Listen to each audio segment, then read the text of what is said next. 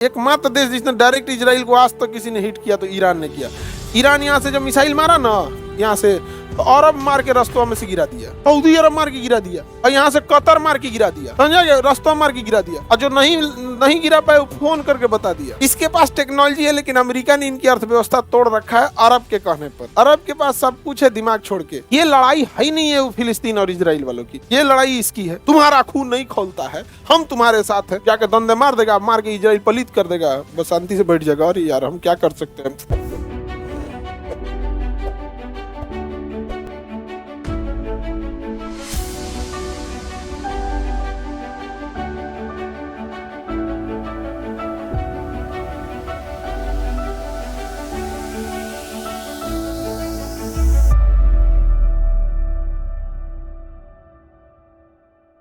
दुनियावी तालीम किस काम की है? एक दिन हमारा दौर आएगा, एक दिन हम ये करेंगे। आता कौन सी है? बिरयानी, कबाब, पुलाव। क्या इनके पास कोई जेट इंजन की टेक्नोलॉजी है, ड्रोन बनाने की टेक्नोलॉजी है, नैनो टेक्नोलॉजी है, एमआरआई मशीन बनाए हैं, कोई ऑपरेशन बढ़िया से किए कर रखे हैं?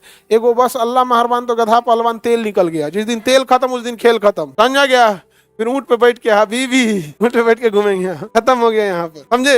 ये बात हम लोग बोल देते हैं तो लगता है खराब बोल रहे हैं। अपने से पूछे लोग, मुसलमान लोग कहाँ चल गए, स्पेन से यहाँ चला है, कौन लेके आया था, समझे, किसी को दिक्कत। और यूरोप वालों ने इन यहाँ पर सबसे बड़ा कहानी क्या सुना दिया कि अपनी विफलता का कारण दूसरे पे थोप देना। आज अगर मुसलमानों से पूछेगा कि आपके पीछे होने का कारण, तब अमेरिका की चाल है, ये यहूदी सब, इजराइल, यही। यानी इंटरनेशनल कोई दिक्कत हुआ तो तीन गो आदमी जिम्मेदार, अमेरिका, इजराइल और यहूदियों की चाल। तो तुम अपने में लड़ रहा है सिया सुन्नी करके, ये कौन है?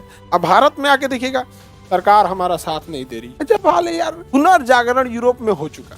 आज ये हाल है कि अगर आप ये बात बोल दीजिएगा पुनर्जागरण में, आप दुश्मन, जहन्नुमी, समझ में आ गया कि नहीं? तुम बस ये बात बोल के देखो, समझा के उनको देखो, तुम दुश्मन, तुम जहन्नुमी, तुम सब कुछ। यहाँ भारत में कोई दिक्कत हुआ है तो इनको मोदी जी करके दिए हैं दिक्कत। भारत में कोई दिक्कत तो कौन किया है? मोदी जी इनको करके दिक्कत। ये बड़ी मानते हैं उनको। भाई तुम जिसको जितना मानोगे वो भी तुमको उतने मानेगा, नहीं समझ में गया? सीधी सी बात है। मुसलमानों की सत्ता का बर्बाद होने का सबसे बड़ा कारण, जिस समय ऑटोमन से छीन कर अरब के पास गया, तबाह हो गया, समझ में गया। और अरब को जाने से पहले यूरोप वालों ने पूरा भरपूर पैसा खिलाया। पैसा किसने दिया था? और उन्होंने पैसा दिया, गिफ्ट में उन्हें क्या मिल गया? इजराइल। आज भी लोगों को लगता है कि इजराइल की झगड़ा इजराइल और फिलिस्तीन के बीच में नहीं है। जिस दिन इन फिलिस्तीनियों को लग जाएगा कि ये अरब उनके साथ नहीं है, उस दिन वो अपने लिए कोई व्यवस्था कर लेगा। ये चढ़ा देता है, समझ में क्या? जान के मान के चलिए, इजराइल देख लिया यार, ये सब तो पढ़ाई करने लगा, सब अच्छा स्कूल खुल गया यहाँ पे, स्कूल ठीक है, 20 साल बाद अच्छे इंजीनियर डॉक्टर निकल जाएंगे, यूनिवर्सिटी भी ठीक है। अब क्या किया जाए? चढ़ा देगा किसको? अरब वालों की जाके चढ़ा देगा किसको? गाजा वाले को, हमास वाले को। बताओ, तुम्हारी जमीन पर कब्जा हुआ है, तुम्हारा खून नहीं खोलता है, हम तुम्हारे साथ है, जाके दंदे मार देगा, मार के इजराइल पलित कर देगा, बस शांति से बैठ जाएगा। और यार हम क्या कर सकते हैं? ओहो, हम तो बस पुलाव, बिरयानी, यही सब आता है, हम कहाँ से मार पाएंगे? ये लड़ाई है ही नहीं है वो फिलिस्तीन और इजराइल वालों की, ये लड़ाई इसकी है। और ये जो चाहता है, अब ये तुर्की है, अब इन दोनों में लड़ाई चलती है। तुर्की टेक्नोलॉजी, क्योंकि ऑटोमन साम्राज्य की राजधानी क्या थी? तुर्की।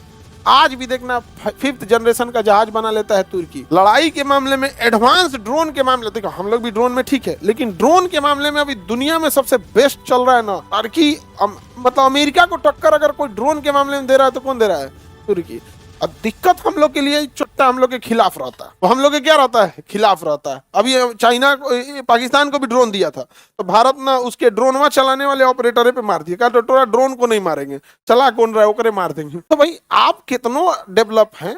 ये भारत की संस्कृति रही है कि किसी के तकनीक या किसी के शिक्षा का हम लोग कद्र करते हैं, भले दुश्मन है तो मारेंगे, इस बात का है नहीं है। हमारे यहाँ तो भगवान राम जी भी जब रावण का वध किया था तो अपने खुद के भाई को कहा था कि जाके शिक्षा ग्रहण कर लो। ये सांस्कृतिक प्रभाव पड़ता है यहाँ पर। तो तुर्की का डेवलप होना हमारे लिए अच्छा नहीं है। तुर्की में जब भूकंप आया था, हमने कितनी मदद किया था ये करने के लिए कि वो थोड़ा सा रिश्ते नॉर्मल हो जाए, लेकिन पाकिस्तान हो जाते हैं यहाँ पे, समझ में गया। अब इन दोनों में झगड़ा चलता है। मुसलमानों का असली लीडर कौन? ये कहता है कि अगर कोई पढ़ा लिखा मुसलमान होगा तो याद करेगा कि ऑटोमन साम्राज्य ये था। तो सऊदी कहता है कितना पढ़ ले है, हम ही को लोग लीडर मानेंगे। अरब का क्या कहना है? कितना पढ़ ले है, लीडर तो हम ही को मानेंगे। अभी भी देखिएगा, एक नॉर्मल इन जनरल लगता है कि अरब ही क्या है? मुसलमानों का leader, but is not leader, culprit. समझ में गया कि नहीं? अब इन दोनों के बीच में उभरा ईरान। अब ईरान निकला शिया। ईरान क्या निकल गया? शिया। ये हैवी भी ताकतवर है। देखिए एकमात्र देश जिसने डायरेक्ट इजराइल को आज तक किसी ने हिट किया तो ईरान ने किया। ईरान यहाँ से जब मिसाइल मारा ना, यहाँ से तो अरब मार के रस्तों में से गिरा दिया, सऊदी अरब मार के गिरा दिया, और यहाँ से कतर मार के गिरा दिया, समझा गया, रस्तों मार के गिरा दिया। और जो नहीं नहीं गिरा पाए फोन करके बता दिया कि जा रहा है, खाली कर दो। 15 मिनट पहले वहां अनाउंस हो गया, जिसे मान के चलो यहाँ मिसाइल गिरने वाला, 15 मिनट पहले अनाउंस हो जाएगा, नहीं चल जाओगे लोग, चल जाओगे यहाँ पे। अब मुसलमानों को लगता है ये उनका लीडर है, समझ में आ गया कि नहीं आ गया? नहीं है उनका लीडर। अभी तीनों लड़ रहा है सर, हम लीडर, इकर हम लीडर, इकर हम लीडर, इकर हम लीडर।